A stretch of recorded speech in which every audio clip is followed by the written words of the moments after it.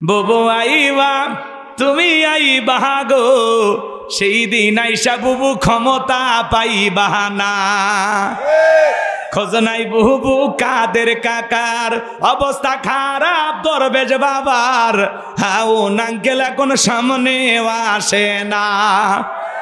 নেতা কর্মী সব জেলের ভিতর, আমি আসি ডরের ওপর, কখন জানি আসে গ্রেপ্তারি পরোয়ানা। বুবু আহিবা তুমি আহিবা গো, সেই দিন আইসা বুবু চিয়ার পাইবা না। ক্ষমতার চেয়ার থেকে নামা সহজ, কিন্তু এই চেয়ারে ওঠা কঠিন। কথা কয় না কে? 16 বছর লাগছে চেয়ার ছাড়তে। কথা কন। আর শোনেন, মেয়ে মানুষের রাগ বেশি, জেদ বেশি। দেখেন না, স্বামীর সাথে ঝগড়া লাগে, হাড়ি ফাতিল ভেঙে ফেলে দেয়, স্বামীকে তুলে আছাড় মারে, রাগ করে সংসার থুয়ে বাপের বাড়ি চলে যায়, রাগ করে 20 কোটি জনগণ থুয়ে এতবার একটা দেশ থুয়ে গেছে। তাহলে চিন্তা করেন জেদ কোন জায়গায়। বাংলাদেশের অধিকাংশ নারীদের যে ডিভোর্সের ঘটনা, এর পেছনে মূল কারণ হলো জেদ, রাগ। মেয়েরা কথায় কথায় স্বামীর সাথে তর্ক করে, কথা বলে না কেন? মেয়েদের সংসার ভেঙে যাওয়ার পিছনে মূল কারণ কি? জেদ। জেদ। প্রচুর পরিমাণে জেদি মহিলারা মুখে মুখে তর্ক করে, স্বামীকে মূল্যায়ন করতে চায় না। তো স্বামী চিন্তা করে, আমারে দামি দিস না, তোরে রাইকে কিলা, চলে যা। কথা না? ঢাকা শহরে জরিপ করে দেখা যাচ্ছে এখন প্রায় 40% বিবাহ হইতে দেরি, ডিভোর্স হইতে দেরি নেই, 40%। তাহলে চিন্তা করেন, এই বিবাহ বিচ্ছেদ তালাকের ঘটনা বাইরে গেছে, দিন দিন বেড়ে যাচ্ছে। নওগাঁয় অবশ্য এগুলো শুরু হয়নি, নওগাঁর মানুষ এগুলো বোঝে না। না, এই দিকের মানুষ খালি বিয়ে করা বোঝে, তালাক দেওয়া বোঝে না। রাগ করতেছেন নাকি আপনারা? এজন্য মা বোন যারা আবার শুনতেছেন, মা একটু অপেক্ষা করেন, সময় মতো আপনাদের স্পেশাল কিছু আলোচনা হবে। যুবক যারা আসছো বাবা, নিরাশ হয়ে না, সামনের দিকে যায়। আমি গুনাহগার যে কথা বলতে চাচ্ছিলাম, এইবার খাজনা পরিশোধ হয়ে গেল। আমার ভাইয়েরা, জনগণের মন কাইরা নিল। মিশরের একজন মন্ত্রী মারা গেল, নির্বাচন শুরু হয়ে গেল। এইবার আগে তো জনগণের মন কাইরা নিয়েছে, সবাই এক চান্সে ভোট দিয়া মিশরের মন্ত্রী বানায় দিল। আল্লাহর খেলা বোঝা বড় দায়। বার্ধক্য জনিত কারণে মিশরের বাদশা যিনি ছিল, বাদশা মারা গেল। ফেরাউন সমস্ত জনগণকে ডেকে বলে, আপনারাই বলেন বাদশা হবে কি? বাদশা ছাড়া তো একটা দেশ চলতে পারে না। সমস্ত জনগণ ডেকে বলে, আপনাকে অনেক আগে আমাদের চেনা হয়ে গেছে, আপনি যেন আমাদের বাদশা হয়ে যান, আমাদের কারো কোনো আপত্তি নাই। এইবার ভাইয়ের আমার, সমস্ত জনগণ যখন সমর্থন দিল, বাধ্য হয়ে নেতারাও সমর্থন দিল। এইবার জনগণ আর নেতাদের সমর্থন পাইয়া ওই কাবুজ নামের ফেরাউন হয়ে গেল মিশরের বাদশা। বাদশাহীর চেয়ারের বসে পড়ে হামানকে ডেকে বলে, হামান এই দিকে আয়। হামানের মাথায় কোনো চুল ছিল না, টাকো হামান, ছাদ নাই, এদিকে খেয়াল করেন, ছাদে মাল নাই, বাম্পার লোড, পুরো মাথা ছিল ভারতের দমদম এয়ারপোর্ট। টাকো হামান, টাকো। এ টাকলারা ডিস্টার্ব আছে কিন্তু, কথা কয় না কে? রাগ করেন নাকি আপনারা?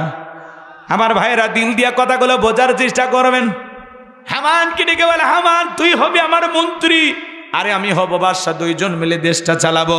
রাতের বেলা যখন নেতা ঘুমের মধ্যে চলে গেছে, ঘুমাইতে পারে না, আজে বাজে স্বপ্ন দেখে লাফালাফায় ওঠে। পরের দিন সকালবেলা তার দরবারে জ্যোতিষী ছিল 400 জ্যোতিষীর লিডার নাম হলো দবিরা, বয়স হলো 320 বছর। ডেকে বলে, দবিরা রে, কেন জানি রাতের বেলায় ঘুমাইতে পারি না, আজে বাজে স্বপ্ন দেখি, কি হয়েছে আমার একটু বই খুইলা বল। এইবার দবিরা ভাগ্য গবেষণা করে বলে, নেতা যদিও ছিলেন ভবঘুরে যুবক, তরমুজের খেতের লেবার, গোরস্থানের দারোয়ান, মিশরের মন্ত্রী, বর্তমান রানিং বাদশা, আঙ্গুল ফুলা কলার গাছ, কিন্তু আপনার ভবিষ্যৎ জীবন বড় অন্ধকার। আগামী 3 মাসের মধ্যে বনি ইসরাইল সম্প্রদায়ের ভিতরে মুসা নামের একটা ছেলে জন্মগ্রহণ করবে। ওই মুসার কারণে রাজত্ব পাওয়ার ক্ষমতা থাকবে না। নেতারে, এমনকি আপনার জীবন যাওয়ার সম্ভাবনাও দেখা যায়। এই কথা শোনার পরে ফেরাউনের মাথা ঠান্ডা না গরম? খালি গরম। মানে কাট করা পরে আসছিলাম, কই আসলাম কই, না জানি কত কিছু হয়। যদি বলতো মুসা আসবে, খানকা বানাবে, বৈশা বৈশা জিকির করবে, তাহলে লাফালাফি করতো না। আজও পৃথিবীর জমিনে তাকায় দেখবেন, যারা মাজারে বৈশা আছে, দরবারে বৈশা আছে, হু হু জিকির করে, লাফালাফি করে, তিরিং বিরিং লাফালাফি করে, ওদেরকে কেউ টার্গেট করে? জোরে বলেন, টার্গেট করে? করে না। কোরআনের হক কথা যারা বলে, আল্লাহর জমিনে আল্লাহর দ্বীনকে যারা বাস্তবায়ন করতে চায়, যারা জিহাদের কথা বলে, কোরআন সুন্নাহর হক কথা বলে, তাদেরকে টার্গেট করে করে ভিতরে ঢোকানো হয়। কথা বলেন ঠিক কি না? আমার ভাইয়েরা, এইবার লম্বা করার কোনো সুযোগ নাই। দবিরা যখন বলেছে 3 মাসের মধ্যে মুসার আগমন ঘটবে, ফেরাউন চিৎকার মেরে ডেকে বলে, হামান এই দিকে আয়। দবিরা কি বলল শুনলি? আগামী 3 মাসের মধ্যে মুসা নামের একটা ছেলে জন্মগ্রহণ করবে, ওর কারণে রাজত্ব পাওয়ার ক্ষমতা থাকবে না, এটা তো মানা যায় না। হামান ডেকে বলে, নেতা মাইট ইজ রাইট, জোর যার মুল্লুক তার, পাওয়ার রাজত্ব ক্ষমতা আমাদের হাতে, আমরা যা করব মিশরের জনগণ তাই মানতে বাধ্য। বলে কি করতে চাস? হামান ডেকে বলে, নেতা যত ছেলে সন্তান জন্মগ্রহণ করবে সবাইকে জবাই করে করে দুনিয়ার বুক থেকে বিদায় করে দেব, তাহলে আপনার পথের কাটা মুসা জন্ম নিতে পারবে না। ফিরআউন ডেকে বলে, হামান রে, আসলে তোর মাথায় বুদ্ধি আছে, তবে শোন, ছেলেগুলোকে জবাই করবি, মেয়েগুলোকে জবাই করবি না, কারণ ছেলেদের মধ্যে আমার শত্রু আছে, মেয়েদের মধ্যে কোনো শত্রু নাই। তার মানে সরে হলেও মানুষ ভালো, মোবাইল নিয়ে গেল, সিম কার্ড খুলে দিয়ে গেল। কথা বলেন ঠিক কিনা? এইবার ছেলে সন্তান হলেই জবাই করে, ছেলে সন্তান হলেই জবাই করে। 3টি বর্ণনা পাওয়া যায়, কেউ বলেছেন 20,000, কেউ বলেছেন 24,000, কেউ বলেছেন 80,000 সন্তানকে তারা হত্যা করেছিল। এইবার দবিরাকে বলে, দবিরা ভাগ্য গবেষণা করে দেখ, আমার পথের কাটা মুসা মল্লুরা বাঁচলো। দবিরা গবেষণা করে বলে, নেতা যদিও বনি ইসরাইল মায়ের বুক খালি কইরা হাজার হাজার সন্তান জবাই করেছেন, দুনিয়ার বুক থেকে বিদায় করে দিয়েছেন, কিন্তু আপনার পথের কাটা মুসা এখনো মরে নাই, মরে নাই, মায়ের কোলে জীবিত আছে, সুস্থ আছে, কিন্তু কোথায় আছে, কোন বাড়িতে আছে, এইটা বলার ক্ষমতা আমাদের নাই। বলুন আল্লাহু আকবার। ওয়া মাকারু ওয়া মাকারাল্লাহ ওয়াল্লাহু খায়রুল মাকিরিন। খেলা কা আল্লাহ চাই মুসারে বাঁচাইতে, ফেরাউন চাই মারতে, ওর 14 গোষ্ঠী এক জায়গায় হয় মারতে পারবে। আমার ভাইয়েরা, এইবার ফেরাউন সেনাবাহিনীকে বল, তাড়াতাড়ি চতুর্দিকে ছড়িয়ে পড়ো, আমার শত্রু মুসাকে হত্যা করো, মুসাকে না মারা পর্যন্ত আমি শান্তি পাবো না। সেনাবাহিনীর দল চতুর্দিকে ছড়িয়ে পড়লেন। একদল সেনাবাহিনী মুসা নবীর বাড়ির দিকে রওনা করেছেন। মুসা নবীর বড় বোন নাম তার মারিয়ম, ডেকে বলে, মা ওই যে ফেরাউনের সেনাবাহিনী দেখা যায়, মা আর বুঝি ভাইকে বাঁচানো গেল নাই, কই লুকিয়ে রাখবা? মুসা নবীর মা সন্তানকে কোলের মধ্যে নিয়ে এদিক সেদিক দৌড়ায়, কে যেন এলহামের মাধ্যমে আওয়াজ দেয়, বলে, মুসার মা চুলার ভিতরে তোমার ছেলেটাকে ফেলা দাও, কথা দিলাম গো তোমার ছেলেকে আবার তোমার কোলেই ফেরা দেব। বলুন সুবহানাল্লাহ। মুসা নবীর মা তাই করলেন। ফেরাউনের সেনাবাহিনী পুরো বাড়ি তল্লাশি চালাইলেন, তন্ন তন্ন করে খুঁজলেন, কোথাও কোনো সন্তান পেল না। এইবার ওরা যখন ব্যর্থ হয়ে চলে গেল, মুসা নবীর মা চুলার ভিতরে তাকায় দেখে নবী মুসা চুলার ভিতরে পড়ে মুস্কি মুস্কি হাসে। বলুন সুবহানাল্লাহ। সন্তানটাকে কোলের মধ্যে নিলেন, আবারও কে যেন গাইবে আওয়াজ দেয়, বলে, মুসার মা আর কতদিন জালেমদের ভয় লুকিয়ে রাখবা? সিন্ধুক একটা বানাইয়া দরিয়ার বুকে ভাসায়া দাও, কথা দিলাম গো তোমার সন্তানটাকে তোমার কোলে ফেরায় দেব। মুসা নবীর মা টেনশনে পড়ে গেলেন, সিন্ধুক পাবেন কোথায়? সকালবেলা কে যেন ডাকে, মিস্ত্রি লাগবে মা, আমি একজন মিস্ত্রি। মুসা নবীর মা টেনশনে পড়ে গেলেন, আর মিস্ত্রির ডাক শুনে ডেকে বলে, মিস্ত্রির দিকে আসো, তুমি কিসের মিস্ত্রি, কি বানাইতে পারো? মিস্ত্রি ডেকে বলে, মা আপনি যদি মনে করেন এমন একটা সিন্ধুক আপনার দরকার, যে সিন্ধুকের ভিতরে আপনার সন্তানকে তুলে দরিয়ার বুকে ভাসায়া দিবেন, আপনি চাইলে আমি এরকম সিন্ধুক বানাইতে পারি। মুসা নবীর মা ডেকে বলে, মিস্ত্রি তুমি তোমার মনের কথাই বলেছো, এইরকম একটা সিন্ধুকে তোমার প্রয়োজন। মিস্ত্রি বলে, মা যন্ত্রপাতি আছে, ধার দেবার জন্য পানি লাগতে পারে, আবার না হলেও চলবে, আপনি একটু ভিতর থেকে পানি নিয়ে আসেন। মুসা নবীর মা ভিতর থেকে পানি নিয়ে আসে, তাকায় দেখে মিস্ত্রি সুন্দর একটা সিন্ধুক বানায়া দাঁড়িয়ে আছে। বলুন আল্লাহু আকবার। এইবার সিন্ধুকটা হাতের মধ্যে দিয়া মিস্ত্রি দৌড়ায়। মুসা নবীর মা পেছন থেকে ডাইকে বলে, মিস্ত্রি লোহার পয়সা কিনিবা না, কাঠের পয়সা কিনিবা না, তোমার পারিশ্রমিকের দামটা কিনিবা না, মিস্ত্রি ডেকে বলে মা যারা বিপদে পড়ে তাদের আমি উপকার করি, বিনিময়ে টাকা পয়সা গ্রহণ করি না। মুসা নবীর মা ডেকে বলে মিস্ত্রি এই বিপদের দিনে এত বড় উপকার করলা, লোহার পয়সাও নিলা না, নিজের পারিশ্রমিকের দামটাও নিলা না, কাঠের দামও নিলা না, তোমার নামটা বলে যাও, অন্তত তোমার নাম মনে পড়লে মাঝে মাঝে তোমার জন্য দোয়া করব। মুসা নবীর মায়ের কথা শুনে উত্তর দিয়ে বলে মা আমি দুনিয়ার কোনো সাধারণ মিস্ত্রি না, আমি আল্লাহর ফেরেশতা, আমার নাম হলো জিবরাইল। এইবার নবী মুসাকে সিন্ধুকের ভিতরে তুলে মুসা নবীর মা দরিয়ার বুকে ভাসা দিলেন। আর মেয়ে মারিয়মকে বলে মা সিন্ধুক বাঁচতে বাঁচতে কই যায় খবর নিয়ে আসবি। ওই দিন বিকাল বেলা ফেরাউন তার প্রিয়তমা স্ত্রী আসিয়া কেনে আসছে সমুদ্রের সৈকতে হাওয়া খাইতে, মাঝে মাঝে বউয়ের সাথে একটু বিনোদন করবেন, হালাল বিনোদন, মাঝে মাঝে বউ কিনে কক্সবাজার ঘুরতে যাবেন। কথা কয় না কে? আবার মাথা নাড়ান কেন? বউ কেন কক্সবাজারে যাবেন, যায় বলবেন বিবি রে কি সুন্দর আল্লাহর অপরূপ সৃষ্টি, কি সুন্দর সমুদ্রের পানির ঢেউ, জানবে না তো কেউ কাছে দাঁড়িয়ে আছে আমার সোনা বউ। বউ খুশি হয়ে যাবে। তবে যেখানে যান বোরকা পরায়া পর্দা করায় ফরজ পর্দা মাইনা। কথা কয় আমি কি বলছি যে বউকে না কক্সবাজারে যে হাফ প্যান্ট পরে গোসল করে তাহলে গুনাহ হবে? বোঝে না। বউকে পর্দা করায় এখানে সেখানে ঘুরতে নিয়ে যাবে, একটু বিনোদন করবেন, বউকে সময় দেবেন। জামানা খুব একটা ভালো না, আপনি সময় না দিলে আর একজন এসে দিবে যে ভাবি চলেন একটু বেড়ায় নিয়ে আসি, তখন কি করবেন? অতএব সময় দেন। কথা কয় না, হাসেই বাড়ি দিল, আর একজনের সাথে ঘুরতে যাবে। বোঝে না। কি চাচা রাগ করে? সামনে যায়, মজা লাগতেছে, কথা আছে আরো সামনে, একটু অপেক্ষা করেন। মহিলাদের ওয়াজ করা লাগবে, যুবকদের ওয়াজ করা লাগবে। কথা কোন ঠিক না? সামনে রমজান, এদেরকে একটু ভালো বানায় ছেড়ে দেওয়া লাগবে। লিল্লাহি তাকবীর। আমার ভাইরা দিল দিয়া কথাগুলো বোঝার চেষ্টা করবেন, তাহলে মাঝে মাঝে বউকে হালাল বিনোদন করবেন, বউকে ভালোবাসা দিবেন, সময় দিবেন। মাঝে মাঝে বাহিরে থাকলেও বউকে যখনই ফোন দেন, ফোনটা কাটার আগে একবার বলবেন আই লাভ ইউ সোনা বউ। বিশ্বাস করেন মৃত্যু পর্যন্ত আপনার বউ আপনার পা ধরে পড়ে থাকবে, কোনো দিন আপনার সংসার ছেড়ে যাবে না। কথা কন ঠিক কিনা? বাঁকা হারের তৈরি, বেশি সোজা করবে যাবেন না, আরো বেশি ব্যাখ্যা হবে। অতএব মাইনে নিয়ে চলা লাগবে। কি করবেন? কোনো উপায় আছে? চলেন না সামনের দিকে যাই। সিন্ধুক ভাসতে ভাসতে ফিরাউনের ঘাটে চলে গেছে। ফিরাউনের সেনাবাহিনী সিন্ধুকটা তুলে নেতারা সামনে নিয়ে গেছে। ফিরাউন ডেকে বলে সিন্ধুকটা খোলো দে দেখি। যখন সিন্ধুকটা খোলা হলো, সবাই তাকায় দেখে সিন্ধুকের ভিতরে মনে হয় পূর্ণিমার চাঁদ উদয় হয়েছে।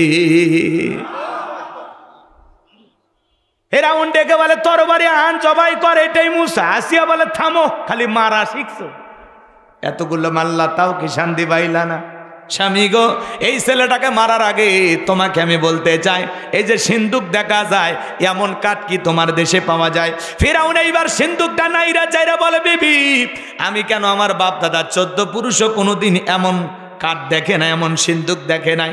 আসিয়া ডেকে বলে স্বামী এটা ভিনদেশি কারো সন্তান, এই সন্তানটাকে আমি মারতে দেব না, এই সন্তানটাকে আমাদের পালক পুত্র হিসাবে লালন পালন করতে চাই। জোরে কোন মারহাবা। কথায় আছে যেখানে বাঘের ভয় সেখানে রাত হয়। যারে খুঁজতেছো মারার জন্য আল্লাহ তোমারে দায়িত্ব দিল তারে লালন পালন করার জন্য। বলেন আল্লাহু আকবার। এইবার আসিয়া ডেকে বলে এই সন্তানটাকে আমি আমার পালক পুত্র হিসেবে লালন পালন করব, তুমি কোনো বাধা দিতে পারবে না। অনেক কঠিন স্বামী মাঝে মাঝে বইয়ের কাছে কি হয়, দুর্বল হয়ে যায়। কথা কোন ঠিক না? এইবার আসিয়া ডেকে বলে শুধু সন্তান দিলে হবে না, রাজ্যের মধ্যে ঢোল পিটায় খবর দাও ফিরাউনের ছেলে সন্তান যে দুধ পান করাবে মাসে মাসে বেতন দেওয়া লাগবে। বলে ঠিক আছে, রাজি হয়ে গেল। ঢোল পিটায় দেওয়া হলো। হাজার হাজার নারীরা নবী মুসা আলাইহিস সালামকে কোলের মধ্যে নেয়, স্তন কুলে মুখ লাগায় দেয়। আল্লাহর নবী মুসা আলাইহিস সালাম কোনো মহিলার স্তনে দুধ পান করে না। চিৎকার মেরে বলুন সুবহানাল্লাহ। সমস্ত নারীরা ব্যর্থ হয়ে চলে গেল। ওই যে মুসা নবীর বড় বোন নামথার মারিয়ম ডেকে বলে ও রানী আসিয়া, এমন একটা ছাত্রীর খবর আমার কাছে আছে, যে কোনো সন্তান তার দুধ পান করতে পারে, তাই নাকি? বলে হ্যাঁ। নবী মুসার মাকে কৌশলে ফেরাউনের দরবারে নিয়ে আসা হলো। সন্তানকে কোলের মধ্যে নিয়ে যখন স্তন কোলে মুখ লাগায় দেয়, আল্লাহর নবী মুসা আলাইহিস সালাম মায়ের স্তনে দুধ খাওয়া শুরু করেছে। বলুন সুবহানাল্লাহ। নবীদেরকে শিশুকাল থেকে জ্ঞানী বানিয়েছেন তিনি কে? রানী আসিয়া বলে, আপনার বেতন ডাবল, থাকার কোয়ার্টার ফ্রি। নবী মুসার মা ডেকে বলে, ও রানী আসিয়া, সন্তানকে যদি দুধ পান করাতে চান আপনার বাড়িতে নয়, সন্তান থাকবে আমার বাড়িতে। বলে আমি তাতেও রাজি আছি, মাঝে মাঝে সন্তানটাকে একটু দেখায় নিয়ে যাবেন। কথা আছে, মায়ের সাথে মাসির দরদ বেশি। মুসা নবীর মা পৃথিবীর প্রথম মা, যে মা তার আপন সন্তানকে দুধ পান করানোর বিনিময়ে মাসে মাসে বেতন পেয়েছিল। জোরে কন মারহাবা। এইবার নবী মুসা চলাফেরা বয়সে উপনীত হয়েছে। আসিয়া একদিন নবী মুসা আলাইহিস সালামকে নিয়ে যায় ফেরাউনের কোলে দিয়ে বলে, সন্তানটাকে কোলে নাও, মানুষ দেখলে মনে করবে ছেলে তোমার না।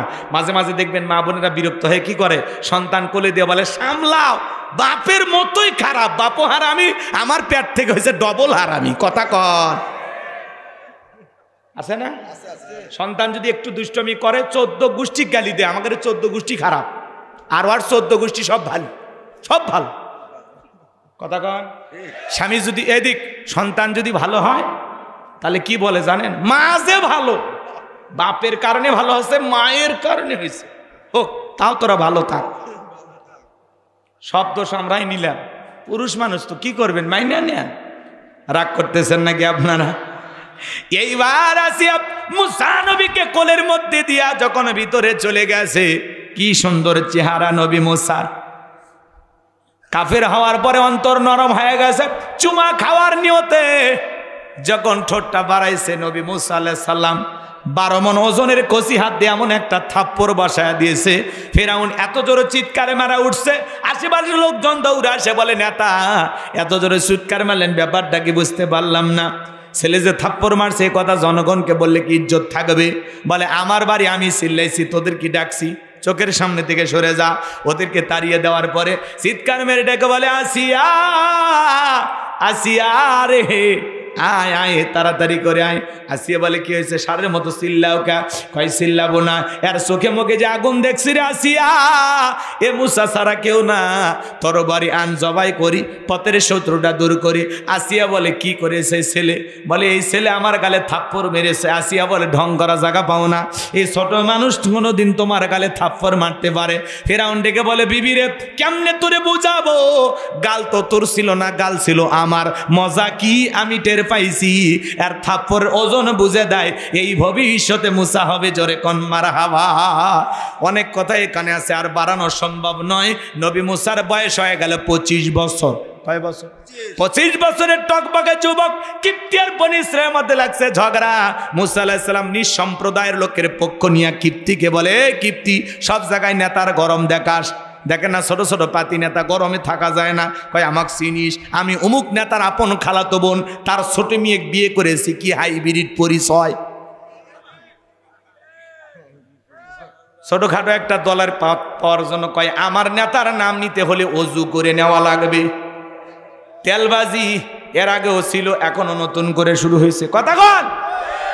নেতার নাম নিলে অজু করা লাগবে। তার মানে এত পামটা কেন দিল? খালি দলীয় পদ পাওয়ার জন্য, এমপি টিকিট পাওয়ার জন্য। আমাদের সমাজে অতিরঞ্জিত বক্তব্য আছে না? না,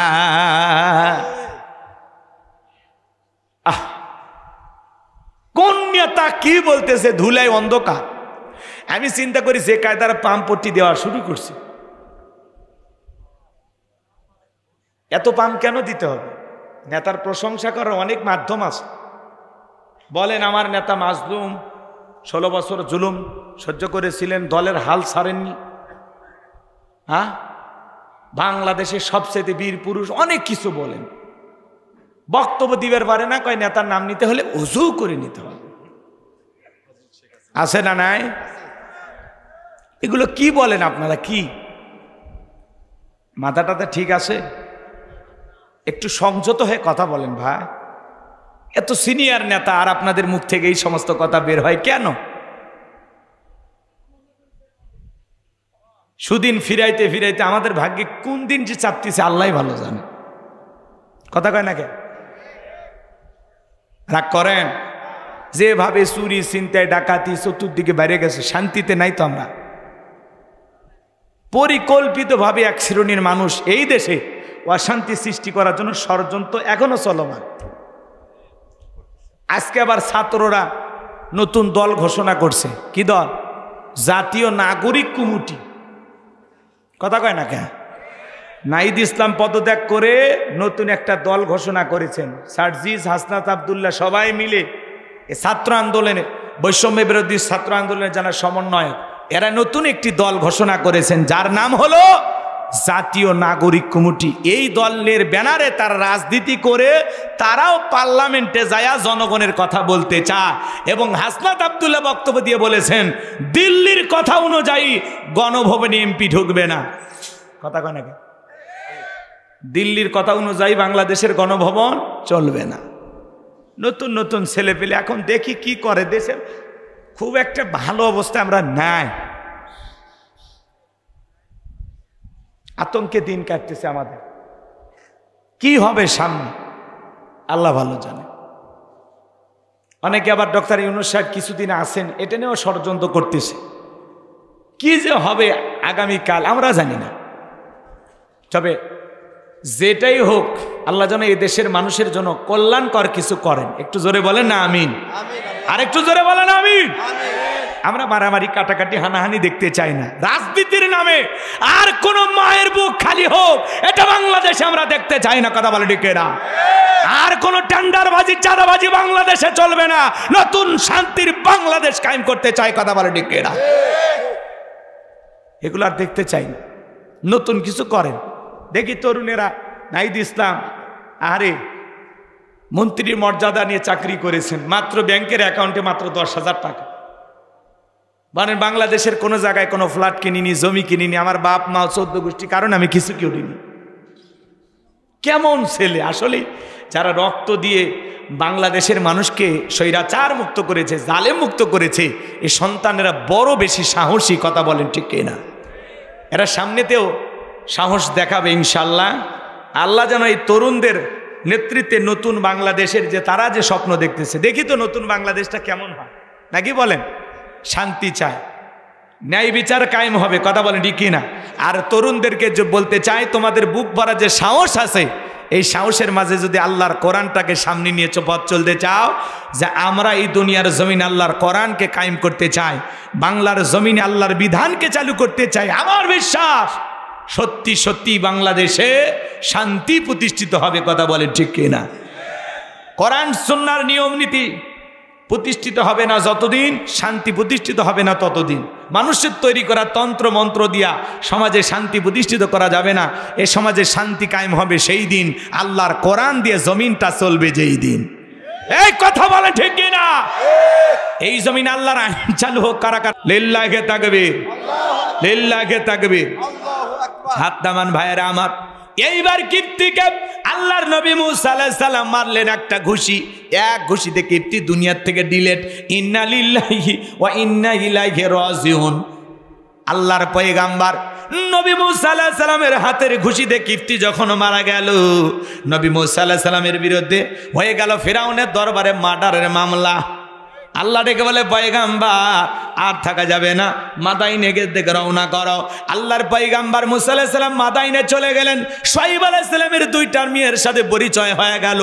পানি খাওয়ানোর ঘটনা আপনারা সবাই জানেন, ওইটা আমি আর নতুন করে আপনাদেরকে শোনাবো না। দুইটা মেয়ে যা বলে, আব্বা আমাদের বাড়িতে একটা রাখাল চাকর দরকার।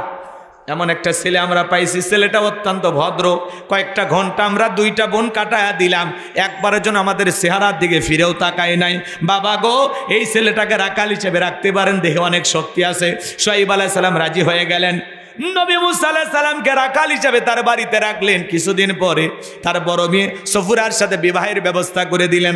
8 থেকে 10 বছর থাকলেন শ্বশুর বাড়িতে ঘরে জামাই। এইবার আল্লাহ নবী মুসা আলাইহিস সালাম আল্লাহ তাআলা ডেকে বলেন, পয়গাম্বার আর কতদিন শ্বশুর বাড়ি মধুর হাড়ি, এইবার গাট্টি গুটি গোছাও, স্ত্রীকে সঙ্গে নাও। আল্লাহর পয়গাম্বার মুসা আলাইহিস সালাম স্ত্রীকে সঙ্গে নিয়ে যখন তুর পর্বতে আসলেন, আল্লাহ তাআলা এখানে আল্লাহর পয়গাম্বার নবী মুসা আলাইহিস সালামকে নবুয়ত দান করলেন। বলুন সুবহানাল্লাহ। আমার আল্লাহ বলেন ওয়া মা তিলকা বিয়ামিনিকা ইয়া মুসা। আল্লাহ তাআলা ডেকে বলেন পয়গাম্বার ও নবী মুসা তোমার ডান হাতে ওইটা কি? আল্লাহর পয়গাম্বার জবাব দিয়ে বলেন ক্বালা হিয়া আসায়া আতাওয়াক্কাউ আলাইহা ওয়া আহুশু বিহা আলা গনামি ওয়া লিয়া ফিহা মাআরিব উখরা। আল্লাহর পয়গাম্বার ডেকে বলেন আল্লাহ আমার হাতে এটা লাঠি, এইটার ওপর ভর দিয়া চলি, ছাগলের জন্য পাতাবাড়ি ইত্যাদি ইত্যাদি অনেক অনেক কাজ করি। আল্লাহ ডেকে বলে পয়গাম্বার প্রশ্ন করলাম একটা, জবাব দাও যাবে একটা। নবী মুসা কথা বলে কার সাথে? আল্লাহর সাথে কথা বলতে মজা আছে না নাই?